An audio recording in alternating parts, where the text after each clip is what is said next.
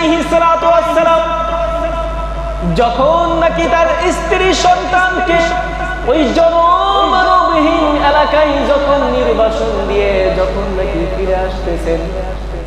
বিবি হাজেরা ইব্রাহিমকে ডাক দিয়া বলেন, ও আমার প্রাণের স্বামী, এমন একটাই জায়গায় আপনি আমাদেরকে রেখে গেলেন যেখানে খাবারও নাই, পানিও নাই,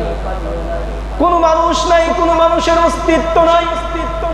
শত শত হাজার হাজার মাইলের ভিতরে কোনো মানুষের বসবাস নাই, এমন একটা জায়গায় যে আপনি আমাকে এবং আমার এই দুধের শিশু ইসমাইলকে রেখে যান, এটা কি আপনার ইচ্ছায় রেখে যান নাকি আল্লাহর ইচ্ছায় রেখে যান? এই যে আপনি আমাকে আর আমার সন্তানকে যে এমন একটা জায়গায় রেখে যাচ্ছেন যেখানে খাবার নাই, পানি নাই, মানুষ না, জনমানবহীন এরকম নির্জন একটা এলাকা